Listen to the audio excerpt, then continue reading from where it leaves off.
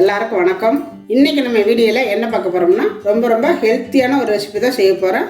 இது சம்பா கோதுமை ரவை எடுத்துருக்கிறேன். இந்த சம்பா கோதுமை ரவையை வச்சு ஒரு ரெசிபி சூப்பராக இருக்கும். காய் எல்லா வெஜிடபிள் காயும் நான் எடுத்து வச்சுருக்கிறேன். இந்த மாதிரி செய்யும் பொழுது குழந்தைங்கள்லேருந்து பெரியவங்கலேருந்து சர்க்கரை பிரசர் இருக்கிறவங்கலேருந்து எல்லோரும் நல்லா விரும்பி சாப்பிடலாம். பயமே இல்லை, ரொம்ப நல்லதும் கூட குழந்தைகளுக்கெல்லாம். இப்போ இதெல்லாம் சேர்த்து எப்படி செய்கிறது அப்படிங்கிறத பார்க்கலாம். அடுப்பத்தை வச்சுட்டு குக்கர் அடுப்பில் வச்சுருக்கிறேன். இப்போ குக்கர் சூடானது கொஞ்சம் போல் எண்ணெய் விட்டுக்கலாம். இதுக்கு எண்ணெய் நிறையா வேணுங்கிறதெல்லாம் இல்லை, கம்மியாக விட்டாலே போதும். எண்ணெய் காயட்டும். எண்ணெய் காய்ஞ்சது ஒரு பிரிஞ்சி இலை போட்டுக்கலாம். நட்சத்திர பூ 1, பட்டை கொஞ்சமாக போட்டுக்கோங்க. ஒரு 3 கிராம்பு. இதுக்கு கசகசன்னு நிறைய போட்டக்கூடாது, கம்மியாக தான் சேர்த்துக்கணும். கொஞ்சம் போல் சோம்பு, கொஞ்சமாக சீரகம். இதில் 2 ஏலக்காய் போடணும், கடைசியாக நச்சு போட்டுக்கலாம். இதெல்லாம் செவந்ததும் சின்ன வெங்காயம் கட் பண்ணி வச்சுருக்கிறேன். இப்போ இது சேர்த்துக்கலாம். நம்ம எல்லாமே நல்லா ஹெல்த்தியானதாக சேர்த்துருக்குறோம். அதனால் இதில் பெரிய வெங்காயம் போடாமல் சின்ன வெங்காயம் போட்டுக்கிட்டிங்கன்னா இன்னும் ரொம்ப நல்லது. நல்லா வதங்கட்டும். வெங்காயம் ரொம்ப வதங்கணுங்கிறதில்ல, ஓரளவு வதங்கினா போதும். ஏலக்காயை இந்த மாதிரி நச்சு வச்சுருக்கிறேன். இப்போ சேர்த்துக்கலாம். போட்டுட்டு நம்ம காயெல்லாம் இதில் சேர்த்துக்கலாம். 4 பச்சை மிளகாய் 2 கீறி வச்சுருக்கிறேன், அதை சேர்த்துக்கலாம். 1 கேரட்டு இந்த மாதிரி நறுக்கி வச்சுருக்கிறேன், அதையும் சேர்த்துக்கலாம். ஒரே ஒரு உருளைக்கிழங்கு கட் பண்ணி வச்சுருக்கிறேன், அதையும் சேர்த்துக்கலாம். பீன்ஸு இந்த மாதிரி கட் பண்ணி வச்சுருக்கிறேன். உங்களுக்கு எவ்வளவு காய் வேணுமோ சேர்த்துக்கலாம். ரெண்டாவது எந்தெந்த காய் வேணுமோ எல்லாமே போட்டுக்கலாம். பீன்ஸு குட்டியாக 2 தக்காளி கட் பண்ணி வச்சுருக்கிறேன், இப்போ அதை சேர்த்துக்கலாம். நிறைய தக்காளி வேண்டாம், கொஞ்சம் போல் உப்பு போட்டுக்கலாம். இதுக்கு இஞ்சி பூண்டு பேஸ்ட்டு ரொம்ப போடக்கூடாது, கொஞ்சமாக வரும் இந்த அளவுக்கு சேர்த்துக்கிறேன்னா. கொஞ்சம் போல் பச்சை பட்டாணி அதையும் சேர்த்துக்கலாம். காலிஃப்ளவர் சுடுதண்ணிக்கு போட்டு அள்ளி வச்சுருக்கிறேன், அதையும் சேர்த்துக்கலாம். கொஞ்சமாக புதினா நல்லா பிச்சு போட்டுக்கலாம். இந்த மாதிரி நல்லா கலக்கி வச்சுக்கலாம். ஒரு 1/4 ஸ்பூனு மஞ்சத்தூள், நான் ஒரு 1/4 ஸ்பூனு தான் மிளகாத்தூள் சேர்த்துக்கிறேன். ஏற்கனவே 4 பச்சை மிளகா போட்டிருக்கிறோம். 1/2 ஸ்பூனு மல்லித்தூள் நல்லா சேர்த்து நல்லா கிளறி விட்டுக்கலாம். இந்த மசாலையெல்லாம் நல்லா உறவு சேர வேகணும். இப்போ காயெல்லாம் ஓரளவுக்கு மசாலையெல்லாம் ஒன்று சேர்ந்துருச்சு.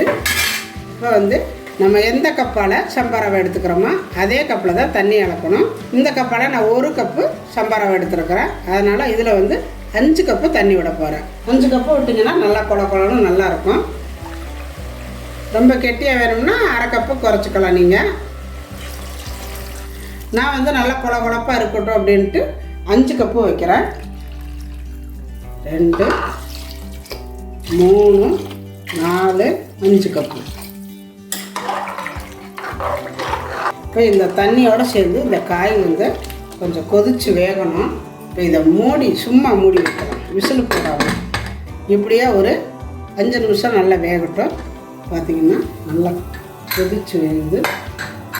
இப்போ ஓரளவு கொதித்து இந்த காயெல்லாம் வெந்திருக்குது. இப்போ அடுப்பை நல்லா குறைச்சி வச்சுருங்க. குறைச்சி வச்சுட்டு நம்ம எடுத்து வச்சுருக்கிற இந்த ரவை கொஞ்சம் கொஞ்சமாக அப்படி போட்டுக்கோங்க. லைட்டாக தூவுங்க, கட்டி ஆகிடாமல். அப்படி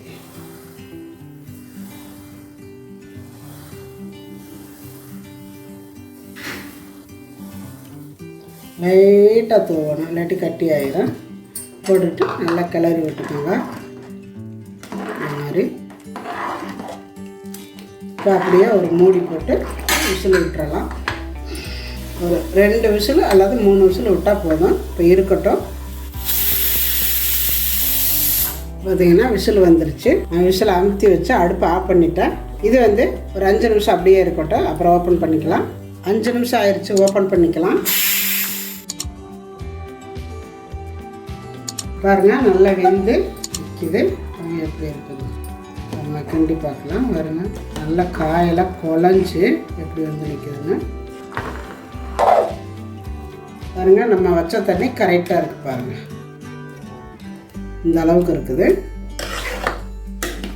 அப்படி காயெல்லாம் உங்களுக்கு ஒன்று முழுசாக கிடந்துச்சுன்னா குழந்தைங்க சாப்பிட மாட்டாங்க. அப்படின்னா பாருங்கள் இந்த மாதிரி ஒரு மசிச்சு விட்டுருங்க, கரண்டியால் இந்த மாதிரி பண்ணி விட்டுருங்க. அப்போ தான் குழந்தைங்க வந்து அந்த காயோடவே சேர்த்து சாப்பிட்றதுக்கு நல்லாயிருக்கும். இதில் கொஞ்சம் போல் கொத்தமல்லி தழை தூவி நல்லா கிண்டி விட்டுறலாம்.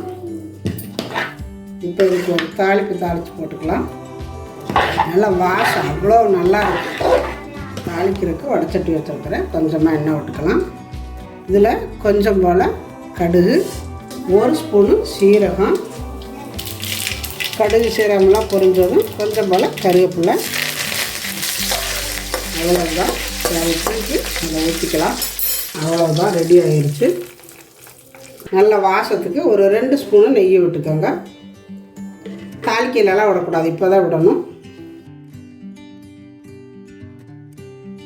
நல்லா கிளறி விட்டுக்கலாம். நெய்யோடவே சேர்த்து நல்லா கிளறி விட்டுருங்க. அவ்வளோதான்.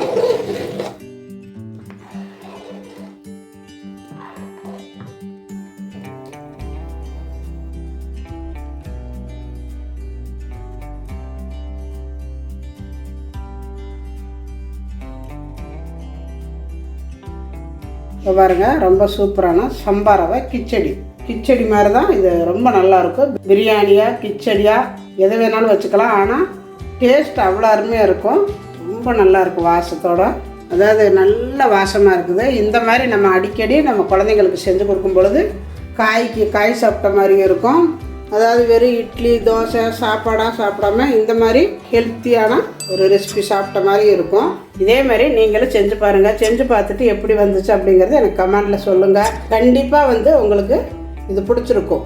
ஏன்னா அந்த அளவுக்கு டேஸ்ட்டாக மனமாக ருசியாக அவ்வளோ நல்லா இருக்குது. இதை ஒரு தடவை செஞ்சு பார்த்தவங்க அடிக்கடி வந்து நம்ம உப்புமா செய்ய வேண்டாம், இதே மாதிரி செய்யலாம் அப்படின்னு நினைப்பீங்க. இந்த வீடியோ பிடிச்சிருந்தால் லைக் பண்ணுங்கள், ஷேர் பண்ணுங்கள். செட்டிநாட்டு சமையலுக்கு சப்ஸ்கிரைப் பண்ணுங்கள். நிறைய பேர்த்துக்கு நாங்கள் போடுற வீடியோ போய் சேர்றதில்லைன்னு நினைக்கிறேன். அதனால் அந்த பெல் பட்டன் அமைத்து வச்சிங்கன்னா உடனே நாங்கள் போடுற வீடியோ உடனே உங்களுக்கு கிடைக்கும். நன்றி. வாழ்க வளமுடன்.